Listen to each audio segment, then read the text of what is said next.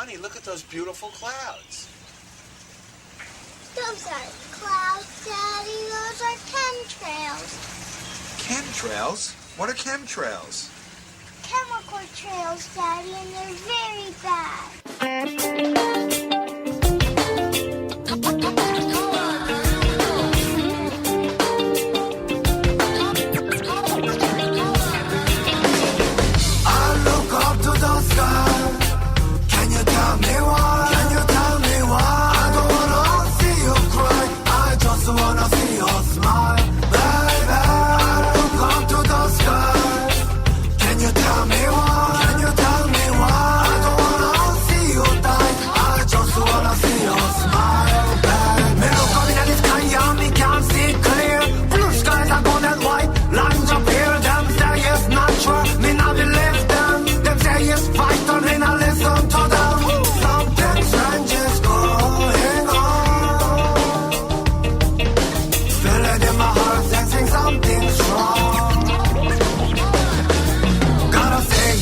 Put the rumors to rest. Gotta help the children and give it the best can. Stand around and be blind to the frost can. Taking no more, how can they relax that?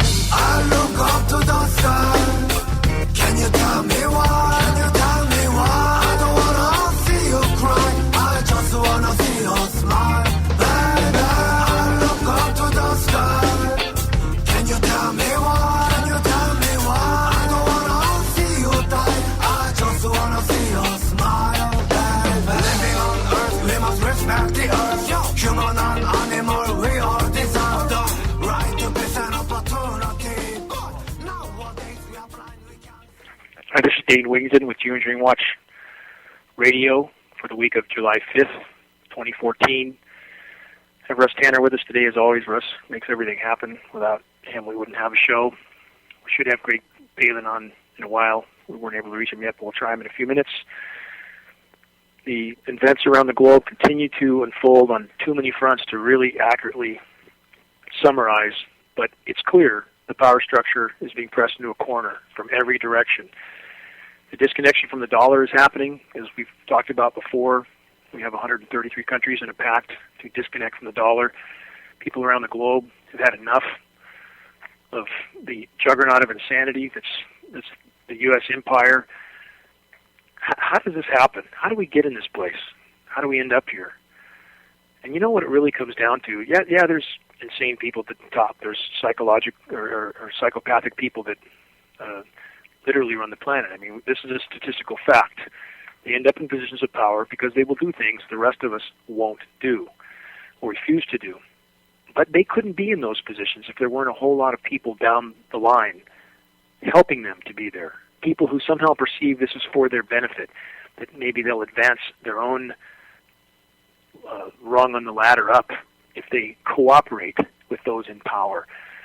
Somehow they perceive it to be for their own good. And this is where the deception is total. When we assist people who are sinking the entire ship, no one wins. No one wins. We have so many people in our society that are so willing to do that. If it helps their paycheck, if it helps them get a promotion, they'll do whatever they're told. And it's not okay. It's absolutely not okay. And I hope, most of all, that those in our military remember why they joined the military, because I believe their motives were honorable. In most cases, I believe that. They joined the military because they felt they were doing something for the common good, because they've been trained to believe they're doing something for the common good, because what we see commercial after commercial, simplistic messages from our incredibly well-funded disinformation machine about the U.S. military, for example.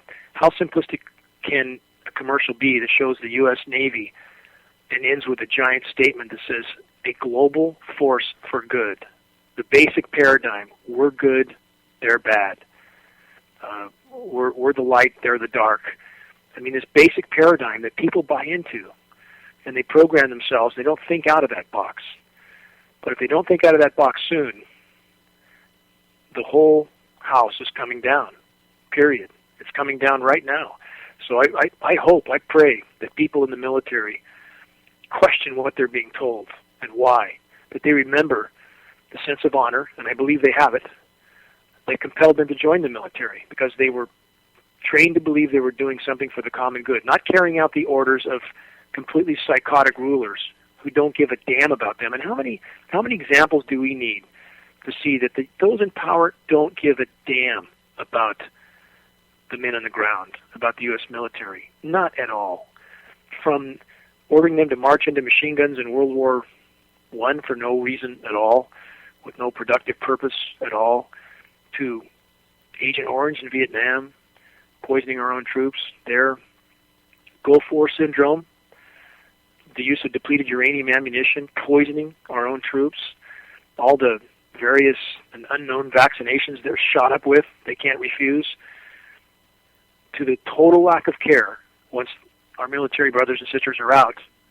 Now that we know, now that the curtain's being pulled back, and I know some congressional reps that are dealing with the VA situation as well, and the stories they tell are appalling. It's astounding.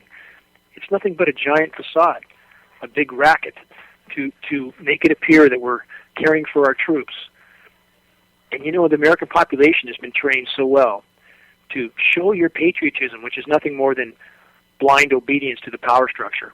Put a sticker on your car. We support the troops. Is that what it takes to support the troops? To slap a little magnetic emblem on your car to say you do when you don't do a damn thing? Really?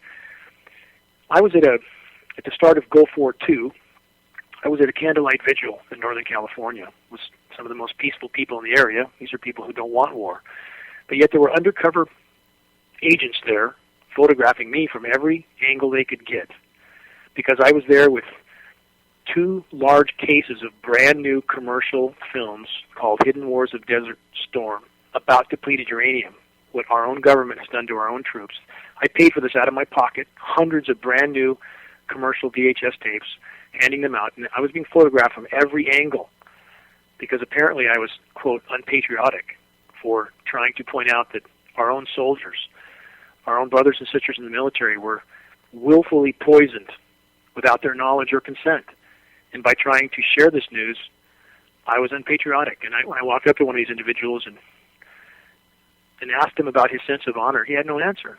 None. He's just doing his job. But that's not okay. It's not okay. So, interestingly enough, the next time I tried to go across a dam in Northern California, Shasta Dam, which there's a road that actually goes across it. I was with a friend who lives on the other side, who's never been stopped there before. I couldn't go across because apparently I was unpatriotic for trying to share news. How do we end up in this place? It's a scary place to be, and it's going to get scarier. And if people don't start behaving like honorable people, where's honor? Where's honor amongst men? Where is it? As they spray us every day from overhead, who's flying those planes? Who's loading them? Where's their honor? Where is it? When we try to report this, we're in Northern California on July 15th, we're assembling a meeting we believe to be the largest gathering of experts, professionals against geoengineering in one place at one time. And we're having to do this based on our right to speak publicly because we cannot get a single response from Northern California Air Quality, Shasta County Air Quality in this case. They will not respond, literally, to their constituency, their populations. They won't respond. I mean, from emails, calls, a number of us actually went into their offices last week on Tuesday. The official was there. He refused to come out. They do whatever they want at this point. They don't have to answer. And who do they think that they're protecting? Are they protecting their own job while their children breathe this stuff too? What kind of mentality is occupying a person like that? It's astounding, and we have it across the board. Again, officials in so many agencies that are supposed to be there for the public protection are literally there to hide the crimes of the power structure. That's literally what we have. While the weather manipulation continues on, again, we live in a world of liars who will defend their lies more and more as the noose tightens around all our necks. Had something last week that appeared to be a trajectory of a Hurricane Arthur, that paralleled the coast perfectly. And it's astounding that all their modeling showed an almost uniform trajectory. I mean, how is this possible that they know, just like Hurricane Sandy, they know exactly where everything's going to go because they're pushing and pulling these systems, literally. So there's not much question as to where they're going to track because they're being manipulated. So Hurricane Arthur, which is, as that convection spins and pumps moisture into the atmosphere, that's a cooling effect. And the power structure wants that cooling effect right now. Anywhere they can let convection boil up, then they start to aerosolize it, spread that moisture, spread the artificial cloud out as far as they can, nucleate whatever they can, artificially nucleate to cool down the air mass. They're trying to cool things as rapidly as they can, anywhere they can, because they're losing their grip. Well, not that they ever had one, and indeed everything they're doing is making the situation worse overall, but they can cool regional areas. They can, and they have, at the cost of a worsened overall warming. And why are they so frantic? Why is the spraying picking up everywhere? Because there are certain things they can't hide much longer. And this will cut the confusion out of our own movement, because there's a lot of confusion in our own movement. A lot of people are buying headlines and really putting out exactly what the power structure wants them to put out. Exactly the narrative the power structure would like them to repeat, they are. But when there's events like the Arctic ice, which is again at record lows right now, by the way, you don't see that in the headlines, record lows. Ice extent, Arctic, not Antarctic sea ice in one area that all the headlines tout out. Arctic surface area sea ice is at record lows. Now look it up. I challenge people to look it up. Look up Google Arctic news. And also here you have to sift the baby from the bathwater, because are these climate scientists on target? Well, their data from the ground is right. That's simple observations. That data is right. The surface area of the ice has definitely gone. Satellite imagery proves it. But at the bottom of, for example, some of the Arctic news articles, that's where those scientists run completely off the rails, calling for climate engineering to save us. What kind of bubble are they living in? What kind of bubble are they living in? I tried to post, if for example, on Sam Crana, who runs Arctic News, who puts a lot of good data out. He's the guy, he's in military submarines measuring sea ice thickness, and he's a frontline guy. But what alternate reality is he in if he doesn't know climate engineering's been going on for 60 years and making an already bad situation exponentially worse? What planet is he living on? I tried to post on his Facebook page yesterday, very diplomatically written statement asking why he was not acknowledging the climate engineering. Of course, it was deleted from his page almost immediately, because they're living in bubbles too. So we need everybody to get rid of their goggles, their colored goggles, whatever they are, start looking at real data, understanding that the ship is going down right now. We better focus on the climate engineering completely, all of us. We're not going to have anything left to save soon. The divide and conquer continues, not just within our movement, but in the last few days, Buddhists and Muslims in certain parts of Asia now fighting. And what instigates that fighting? Certainly there's a lot of ideological differences. Maybe it was organic that this occurred. But when we know that, for example, MI6 agents in places of the Middle East were found in cars loaded with bombs, dressed up like Arabs, they bomb one religious sect in order to get the other one to start fighting with them. This is what they do. They foment violence, get everybody to fight each other. They walk away and let the house come down, and it's a lot easier to mop up the resources after that. With all this going on in the globe, I mean, total meltdown of resources, of the planetary climate system, and so forth. We still have people in Bloomberg. If you were to watch Bloomberg, you'd think, we're all going to expand forever. The jobs are going to grow. We're going to keep expanding economies all over the globe. But what planet? How many more planets do they have? I mean, we're done. It's done. This paradigm's over. It's absolutely over. The sooner we accept that and focus on what we have to do, the better. Forgive the monologue, but I'm trying to get the point across that everybody needs to come together and focus on one common priority, or we're not going to have enough effort in our critical fight to make the difference. So we need to focus on this oxygen depletion happening right now. How much more critical could our fight be with that? If they aerosolize the atmosphere, that the oxidation of those particles chews up oxygen. As they've destroyed the ozone layer, as I've talked about so many times, methane releasing from the seafloor, methane flooding the atmosphere, that chews up oxygen. Carbon being pumped in the atmosphere, that chews up oxygen. We have forests that should be emitting oxygen that aren't now because they're dying. Why are they dying? Well, really a primary reason for the boreal forest and many of the mid-latitude forests is geoengineering. It's not this notion that the climate changing will create much more protracted drought. For the most part, that's a complete lie. That's a complete lie from the climate science community. Geoengineering is creating drought. A climate that's warming doesn't create drought.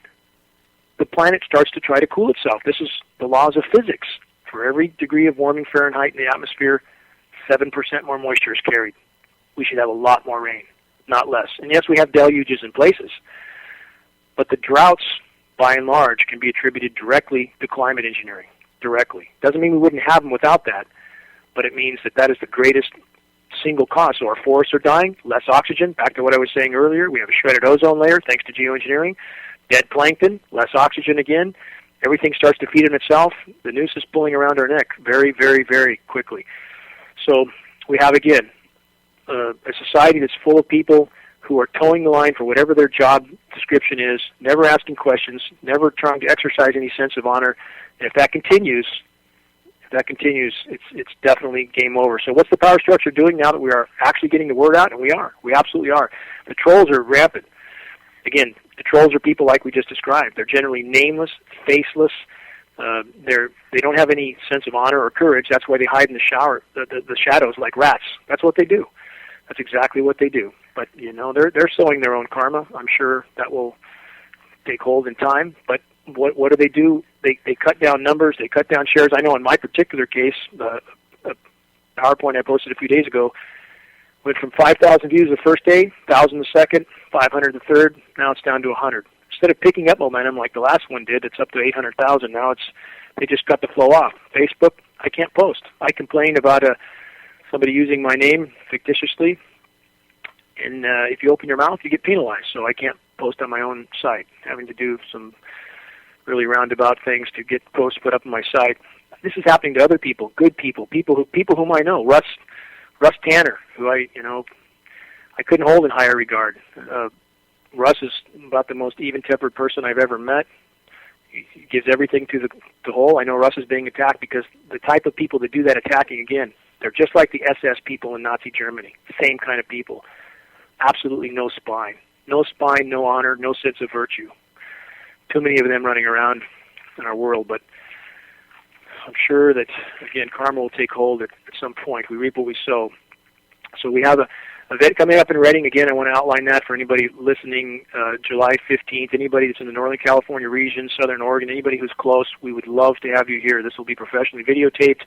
We have a long list of speakers, 3 pilots, 2 former commercial, 1 former military, 3 biologists, Fish and Game, USDA, and U.S. Forest Service, 2 physicians, former defense industry contractor, myself. We have Matthew Sutton, and this is the really most important of all is Matthew Sutton at this point, CEO of AECOM, 3rd largest environmental consulting firm in the country.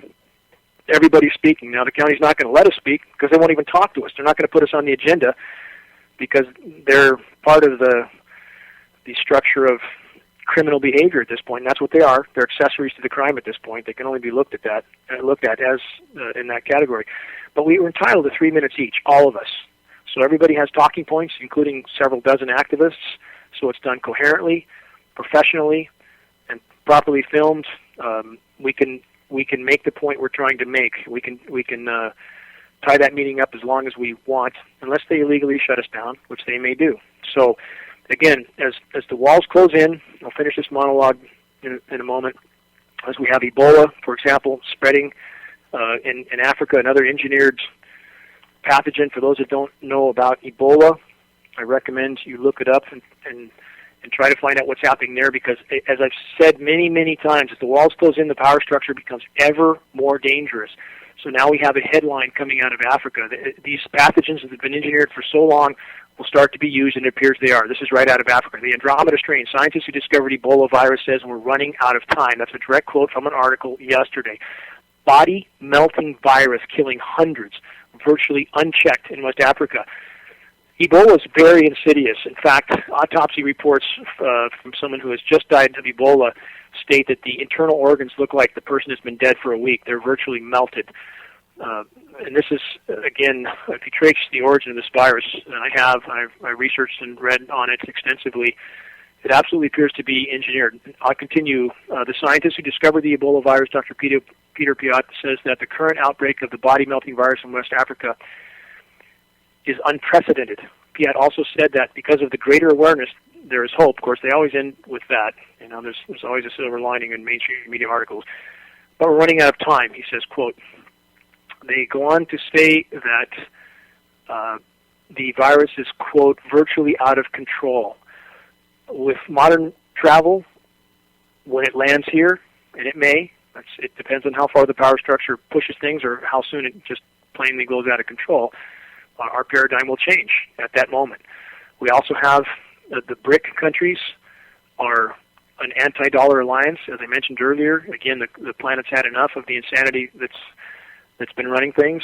So from every direction the walls are closing in, climate engineering, all out, bringing populations to their knees. In California, there's no question that we're a target. No question. They won't let any moisture fall here. Even a few days ago, we had monsoonal clouds start to form. This is when there's enough moisture in the atmosphere, enough heat, big convective cauliflower clouds. They hit those cells individually and dissolve them into what looks like a giant smoke bank. We can see the aircraft over the tops of these convective cells, literally aerosolizing them, knocking them out, and turning what could be a little bit of rain for the state into what looks like a giant smoke cloud. So as we get fried and the east gets flooded, a lot of people are mired in struggles that keep them from focusing on what the power structure is doing. So the bottom line is the greatest single control I believe they have over global populations right now is the aerosol spraying. And I don't want to use just the term geoengineering or climate engineering because there's much more to this than that. Obviously, there's biological experimentation as well. Anytime they want, they can disperse whatever they want, and it's potentially game over. At minimum, they're sucking the noose around our neck by the day, cutting off our water, or in some case flooding us with water, toxifying everything. So at minimum, it's a slow kill, and at maximum, it's game over whenever they want. So that being said, Russ, on that note of good cheer, again, if people woke up, people within the system, people who are participating especially, those very, very, very few people in power that are carrying out this absolute runaway train of insanity around the globe would not be able to do this, correct?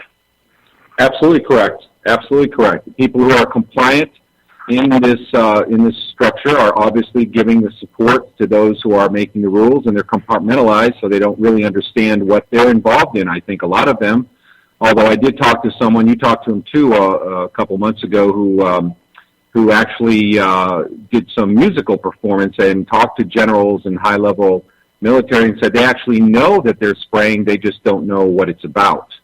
At that point, there should be some burden of responsibility, shouldn't there? I mean, if you're ordered to go spray something on an innocent population, isn't it incumbent on a person to ask questions at that point? It is, and I hope that this is done, because too many people, I talked to one ex-military person a while back that said, well, if our government's doing it, it must be good.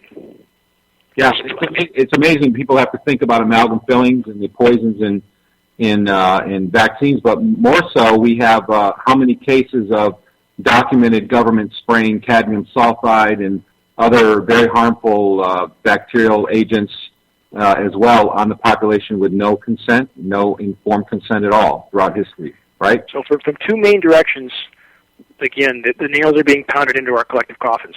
One, our entire web of life is being toxified from these programs, period. And two, and this is important, and a lot of people in our movement don't yet really get this, they are completely and permanently means if we're talking about 10, 20, 30 million year recovery periods for the planet, that's a pretty permanent change. They are permanently damaging Earth's life support systems, the climate system. A lot of people don't believe this yet. They will. They will. So, again, it's not just this or that, it's this and that. So from both these directions, the climate engineering is pounding the nails into our collective coffins. Can we announce the call-in number, and also can you try to get Greg on one more time? Yeah, absolutely. For those who want to call in, it's 718-717-8296. Once again, it's 718-717-8296, and I'll pull Greg in just a second. I wanted to just back up what you're saying about, you were talking about disinformationalists just a minute ago, and I had a guy call me last year who had a military buddy. They served together for several years. They retired, and they would meet each year for a little celebration every year. And his buddy said to him, guess what my corporal set me up in? He set me up in this great business. I've got a house on the water. I'm making all kinds of money. So the guy who called me asked his military friend, he said, what is it you're set up doing? What's the nature of the business? He says, I've got a room full of 200 guys that sit behind computers and are on Facebook and on internet forums trying to convince the public that there's no such thing as chemtrails. And the guy was infuriated with his military buddy and wanted to call me and tell me about it. This is very real. This is a military contractor doing this with our tax dollars. Well, there you go. There you go. And how far would they get if those 200 people in that room had a sense of honor that said, no, I won't do this. My kids are breathing this too. I won't do it.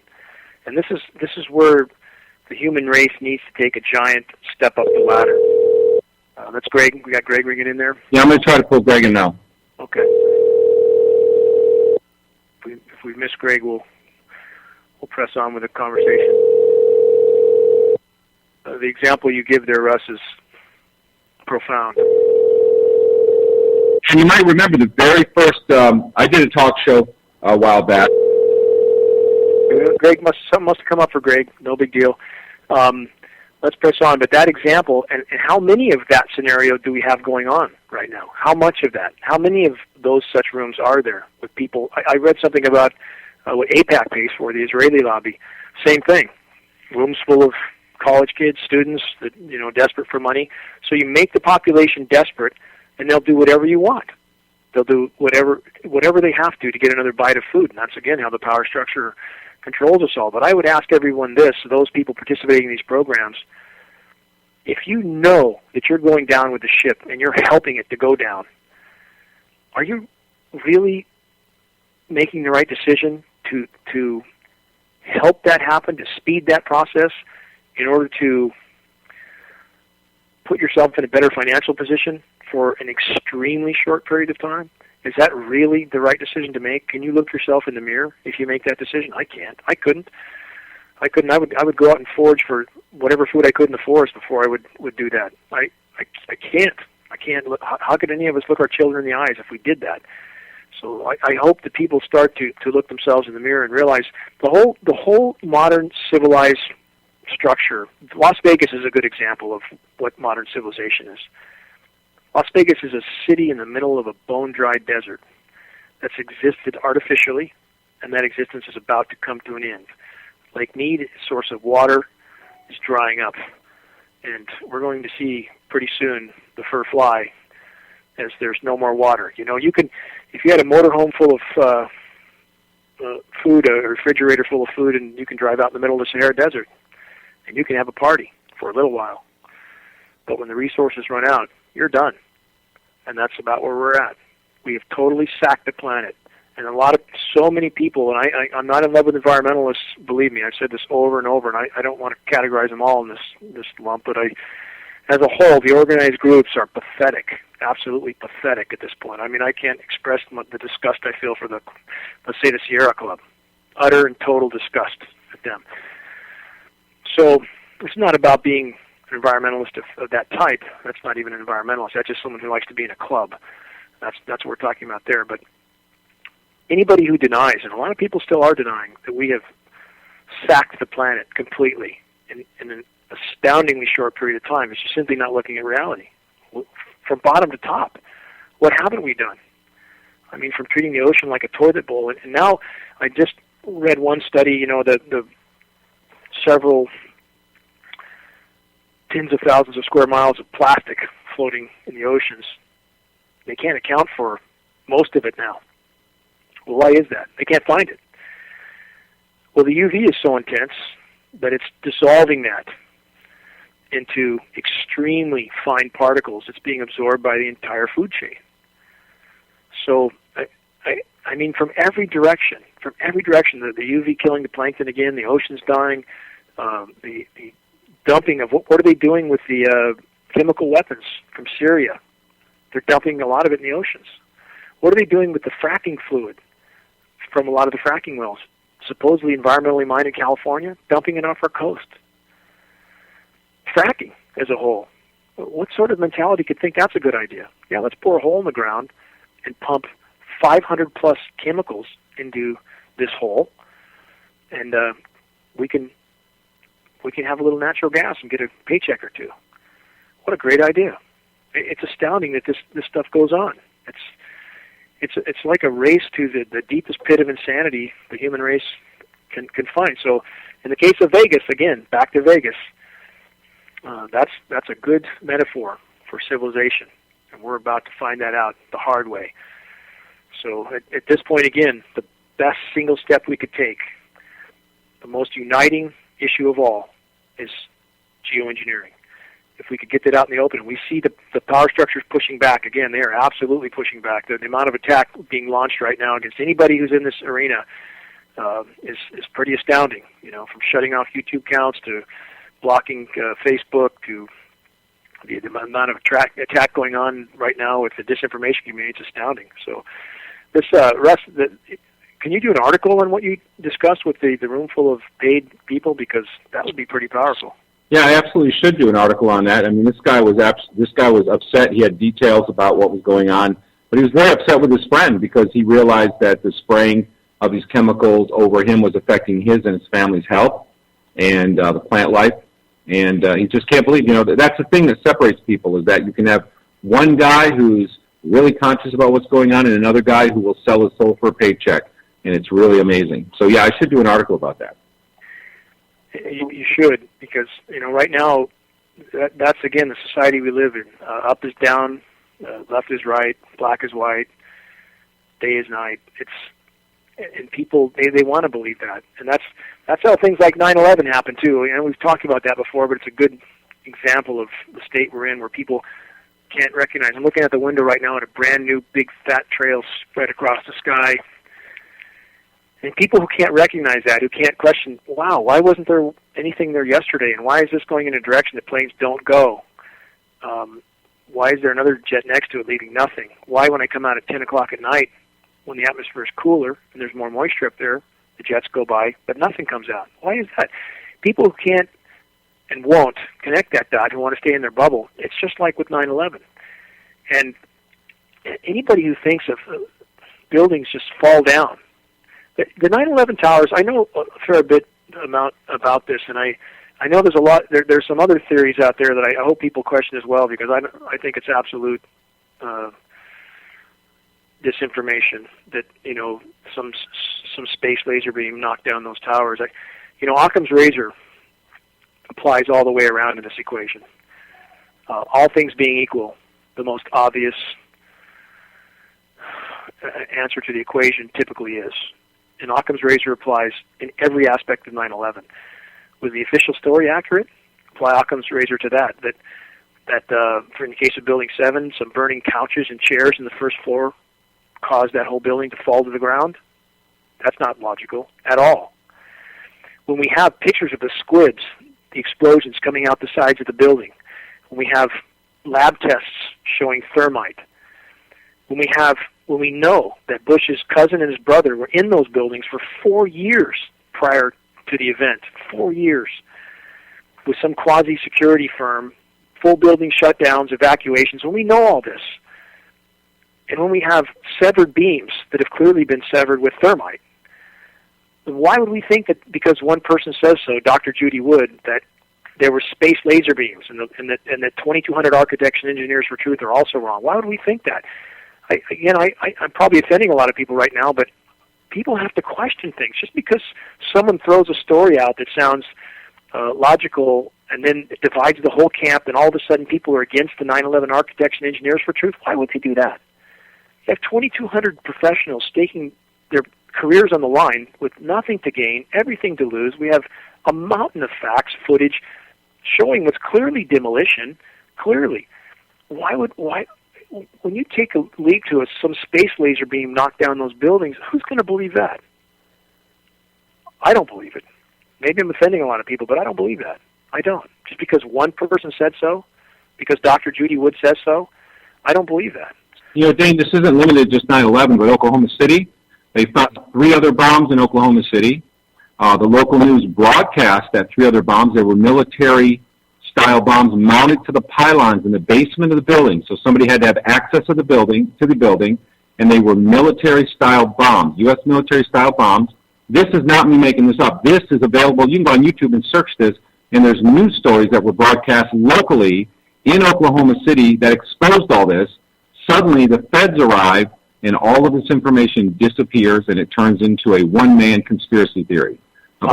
You're exactly right. I agree with you. I mean, in fact, Timothy McVeigh was from Kingman. I'm from Kingman. It's interesting how these events work, though. Right after, jumping back to 9/11, right after that, the day it happened, in fact, I just moved to Reading. And the day that happened, there were, people that were working with me on the construction of my home. Everybody was talking about it. And there was a number of guys that just ranted that, hey, we ought to just go over there and nuke the whole Middle East. No thought. And this is what comes back to everything I just said, from people buying the space laser beam story to everybody's divide and conquer. If the power structure throws one little bit of bait out there, everybody jumps at it and wants to leap at the, whatever headline they see or theory that feels right. You can't have a conclusion because it feels right. You have to have ground to stand on. So in the case of 9/11, where these guys, because the official story was it's the Arabs, just from a diabetic Arab from a cave in Afghanistan, just eluded our whole military, couldn't find planes flying around for 2 hours with our entire military, although nobody talks about the fact that Dick Cheney had taken over NORAD and basically wouldn't let anybody respond. I mean, the data is astounding. It's astounding. And again, none of that's covered. So yet you have the population, like these two guys I just mentioned, jumping at the first knee-jerk conclusion: we need to nuke the whole Middle East. Really? And I didn't know what had happened yet. It was too early for me. But my response to them was this: should we have dropped a nuclear bomb on Kingman because Timothy McVeigh was from there? Is that the right approach? I lived in Kingman at the time, or shortly after that. I wouldn't have liked that. I had nothing to do with that. But it's that kind of mentality. How much of that kind of mentality we have? People who drive around with their flags hanging out their car that have no idea what that flag means anymore. No idea. I mean, I certainly support the principles that the country was founded on, but where are they? Where are those principles? But people from every side of the fence need to start examining their conclusions. Examine them. Really examine them. And it's hard to do that. I'm not saying it's easy. Let's look at when people of a certain religious belief, whatever arena they're born in, that's what they believe, period. Well, we should all look past that. I'm not faulting any particular religious belief. I'm not saying any particular one is true or false. But what I'm saying is, if we're given a sense of reason, if that's the greatest gift our Creator has given us, we should use it. It's our responsibility to use that sense of reason. And that's incumbent on all of us, whatever the subject. And the more dire the subject, the more we should exercise that sense of reason. Clean our slate, clean our mental filters, wipe off our goggles so we're looking through a clear lens, examine again and again and again. The more solid ground we stand on, the closer we are to the actual truth, the stronger we become, period. One of the things to focus on too, Dane, I think, is that people do have a lot of influence and a lot of power. There's a lot of stories out there where people contacted someone in media and got a story run, or someone in a newspaper, or some politician that actually got a tremendous amount of exposure. In fact, a lot of the autism exposure came from a couple senators who had children or grandchildren with autism, and that's all that it took. And once these people understand that they're being sprayed too, I'm someone who can smell and taste this stuff, and I know I say this all the time on the show, but it's because it's true. And people who can smell and taste it contact me all the time. There's a whole small community of us who have really sensitive senses of smell and taste. But unfortunately, the intensity is kept low enough so the general public can't. But if we can help the public understand, and these people who are helping to do this understand that they are in the line of fire, their own fire. I don't question that you and others can sense this material. I mean, how subtle can the smell of smoke be? And it's detectable by most.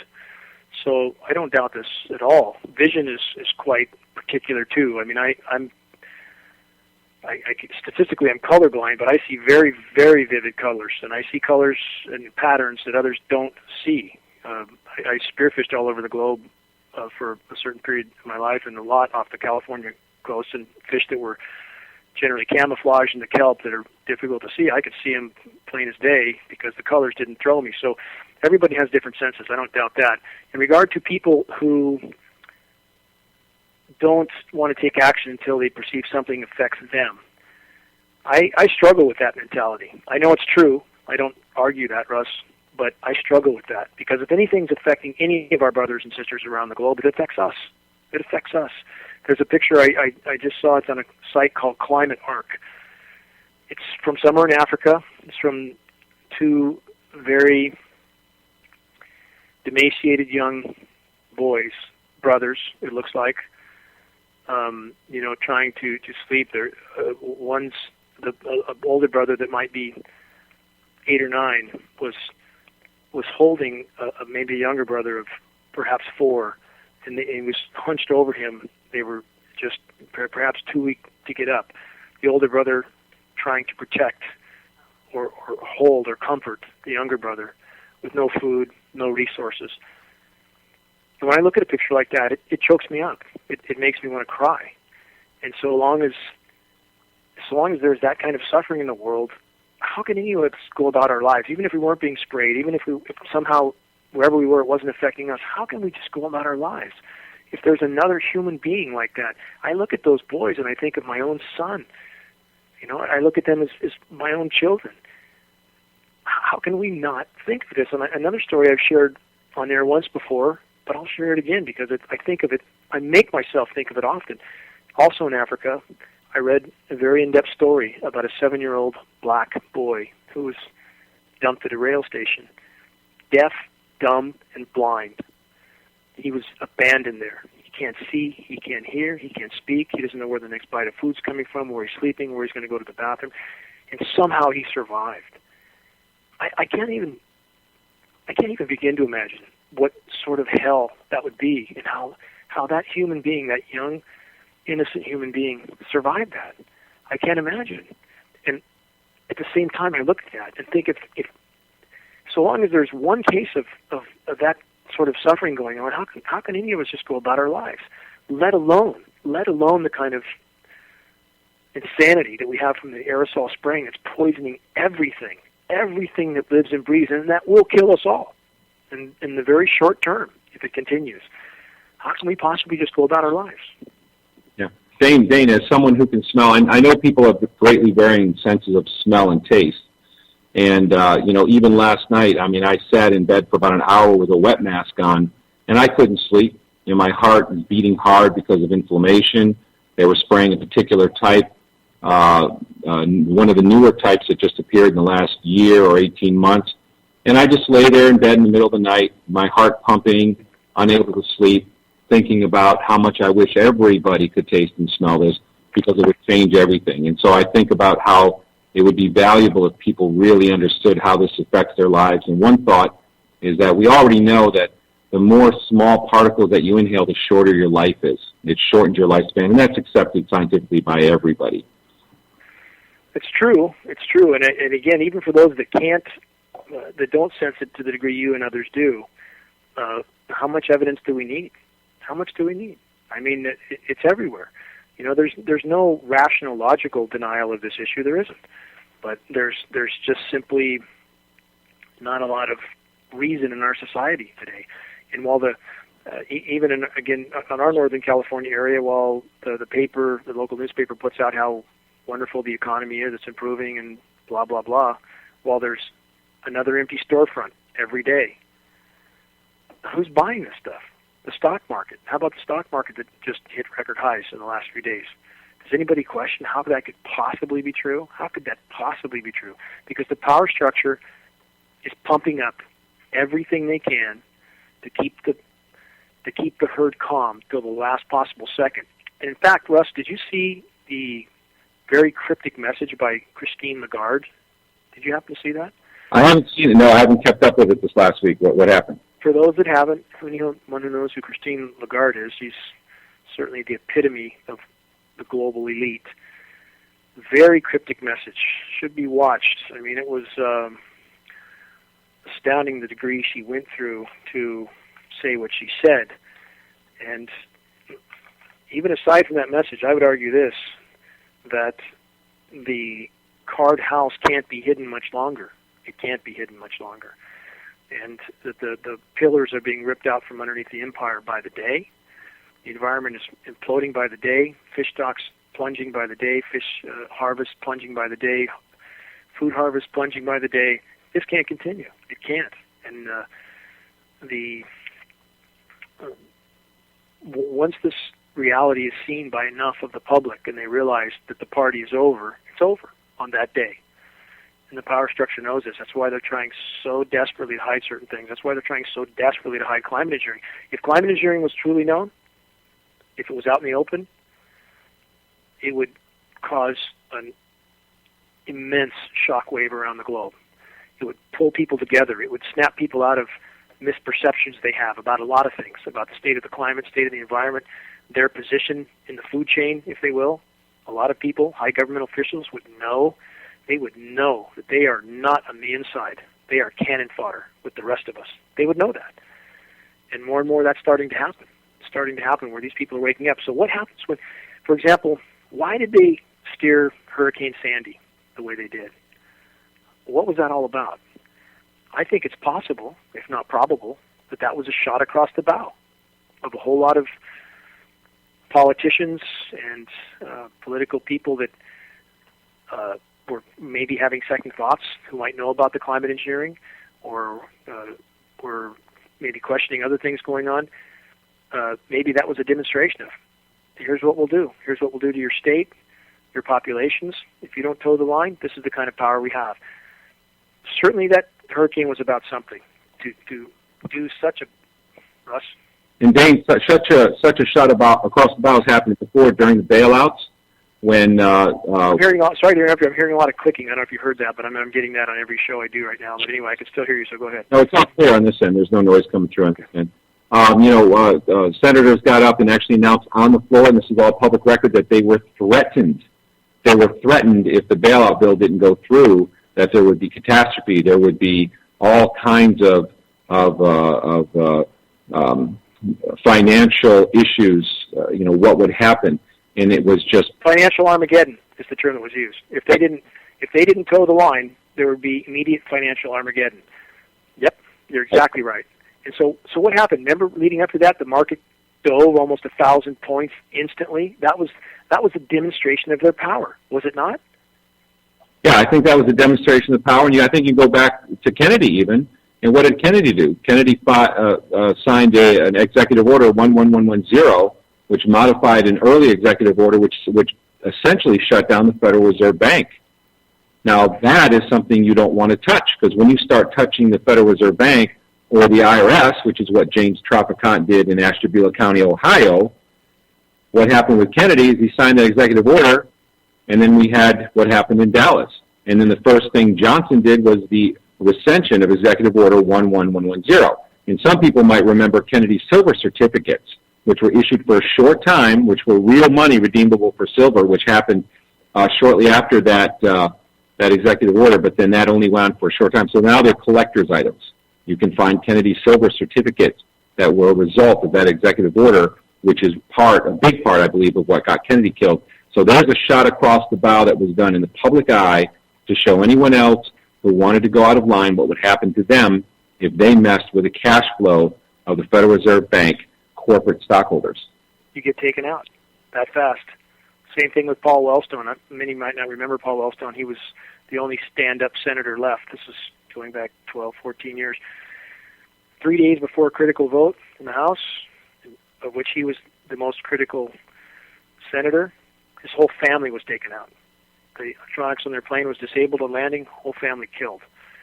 And there's no secret on the Hill that that's what happened. And this is the same with Kennedy. And when we look at Kennedy, I know I brought this up before, but I didn't see the film until I was 8 years old. I remember certain things very clearly, the way my mind works. But I was 8 years old. It was in 1970, 8 years after it happened, and I remember looking at that and immediately thinking, how can you get shot from behind and your head flies backward toward the direction of the shot? How is that possible? And I remember my parents both shutting me down, saying, "Oh no, the government has it all figured out." And that's the way my parents are. They don't question anything. Or my father's gone, but doesn't question anything. And if you question the power structure, She can't handle that. She absolutely can't handle it. And there's a lot of people like her. It's like questioning their God, their caregiver, their protector. They've so bought into this lie that they can't break out of that paradigm. They can't.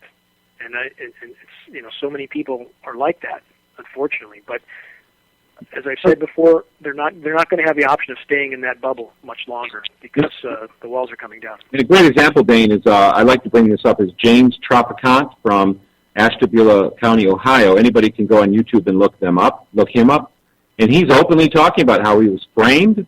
He was framed for taking bribes because he introduced a bill to shut down the IRS. He said the IRS is unnecessary. In fact, years ago, there was a political party called the U.S. Taxpayers Party, which wanted to do the same thing with Howard Phillips, was their presidential candidate. A brilliant guy. He's the only guy in history under the Nixon administration. He suggested to Nixon that he shut down the State Department that he was head of. He said it's absolutely unnecessary and it's a complete waste of money. He was soon dismissed. But what happened to Tropicant, you can look him up on YouTube. He gives interviews and talks openly right now. He served his time in prison. He was framed because he wanted to shut down the IRS. So when you touch look at the courage he showed. Look at Aaron Russo. For anybody who doesn't know who Aaron Russo was, did a film called Freedom to Fascism. I recommend that film be viewed if it's still even out there. It looks like Aaron Russo was taken out, just like Kennedy was taken out. And how does society react, again, for those that want to be good little minions and toe the line, and people even, again, like my own parents in this case, and I'm sorry to say this, I just want to indicate I'm not picking on others, I'm looking at my own situation too, that would look at somebody like Tropicant and accuse him of being some sort of a tyrant or a criminal because he spoke the truth. And when we look at people, I think about this comment because I know I had a conversation with my mother about Oliver Stone, whom she holds in great disdain, and whom I hold in profound respect for the courage he's shown with his filmmaking about Kennedy. I'm sure you've seen his film, or you may have, Russ. Have you seen that? I saw it, yeah, absolutely. So, and I feel fortunate. I had a contact yesterday from Sean Stone, Oliver's son, and who is blazing a path just like his father. Sean's very articulate, and I haven't had the chance to communicate with him directly yet, but I hope to. He seems to be on to our issue, which I'm very grateful for.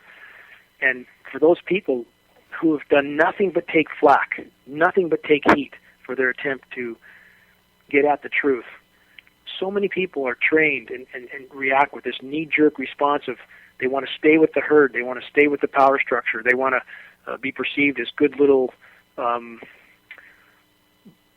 soldiers for those in power. I hope that paradigm breaks down. I pray to God it breaks down, because if it doesn't, everybody's going to be performing their job as we all march over the cliff, and we are right now. We're in free fall right now. But that mentality must change. We have no chance. We have no chance. So everybody on every side of the fence, all I'm asking people to do, use your sense of reason. If you believe in anything, if you believe that you were given your sense of reason for a purpose, what greater gift do we have besides our sense of reason? You have to use it. You have to question everything you believe, everything. Question it, examine it, tear it apart, put it back together. Decide why you think the way you do, why you believe the way you do, what matters, what doesn't, what should be a priority, what not.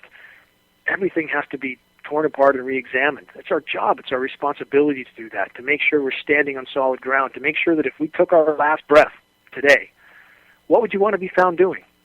I ask people that. What would you want to be found doing if you knew today was your last day? Some self-serving pursuit of personal pleasure, or engage in something in the common good, especially at this hour. And I'm not faulting people for having. I like to sit with my kids and turn everything off for a while. You have to. You have to sometimes, or we'd all go mad. But beyond that, we have to engage in the fight for the common good now. We must.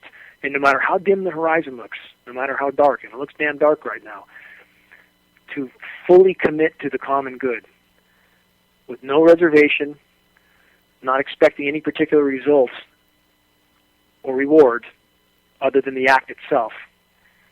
What greater solace could we have than that? To fully commit to the fight for the common good, no matter what ridicule, no matter what resistance, no matter what opposition, to commit, to not turn back, to not hold back, and whatever happens, to know that you have exercised your will correctly. And even, Dane, from a selfish point of view, everybody doing their part is a much easier life to spend 5 or 10 minutes a day, 5 days a week doing something. If you had 10 or 20,000 people, we have 22,000 people in our Facebook group right now. If everybody took 10 minutes a day, 5 days a week, and did something, imagine the impact that would have if we do nothing. Look at what our future holds for us. You know, the shortness of our horizon as you meet it. I was on with Sylvain today, and by the way, I want to send my respects to Sylvain Henry. He's an exceptional individual, devoted to the common good, very grounded perspectives. I hold him in very high regard. But yes, if we were engaged in the fight for the common good, how much difference would it make as we all start to stack up that effort, one on top of another on top of another? And again, people underestimate. They grossly underestimate. They've been trained to underestimate the difference they can make. Anybody listening, again, the example I've used before, but it paints a picture. Any person listening right now could be the pebble that causes the landslide. Anybody listening could be that, and will be that if they simply try. If they simply try. Again, our situation is very immediate, and even if people reject what you say about, or what we try to share with what's happening in our skies, they will not be able to turn away from it very soon. Plant the seed and move on. If someone doesn't want to listen, move on. But effectively plant the seed and keep going again and again and again. And if we all did that, if we're all engaged in that, at this late hour, again, this is unlike any other time. What we're talking about is not going to happen in 100 years or 10 years or 5 years. It's happening now. Happening now. They can't hide these programs much longer. If situations unfold in the Arctic, the direction it's going, and I encourage everybody to look at Arctic News and other sites, and remember that when these scientists call for geoengineering as a cure, throw that out the window. That's where you know the climate science community is completely lost their minds with that. But don't throw the baby out with the bathwater. Don't do that. And too many people in our society are trained to do that. The climate scientists do it. They do it with the anti-geoengineering community. When they hear the anti-geoengineering community say the planet's cooling, they throw everything we say out the window. That's illogical. Doesn't mean what we're saying about the climate manipulation programs aren't true. It's completely true, but they throw it out the window. So all of us need to not throw things out the window without knowing what we're throwing out the window. Sift through everything to find the truth. All of us must do that. So again, everyone can make a profound difference. You must try. You must put out the effort. The rest will come. Send out the Flaming Arrow link we have on GeoEngineering Watch, and Russ has some similar links. Send credible data to people who don't know. Continue to give them heads up. Those seeds will sprout. Wait and see. That's right. An email a day, a phone call a day, 5 days a week. Tell a few friends, put a bumper sticker on your car. All of these things add up. And when you have 10, 20,000, 30,000 people doing this, things really start to change because government officials serve those whom they fear. And when they fear those who are in industry, they serve industry. And when they fear the people, they serve the people. You take one more step further. In this case, when they realize they're going down with the ship, they are. When they realize that, they'll start to flee that ship like rats. So the bottom line is, our issue is like no other. This time is like no other. Now is when everybody needs to step up to the plate and make their voice heard. That's right. This issue is like no others because everybody breathes the air, and if you're performing disinformation, then you're breathing the air and promoting of Dane Wigington and GeoEngineering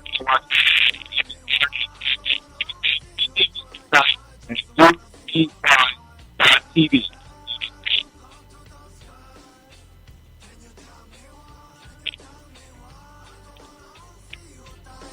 Just wanna see us smile.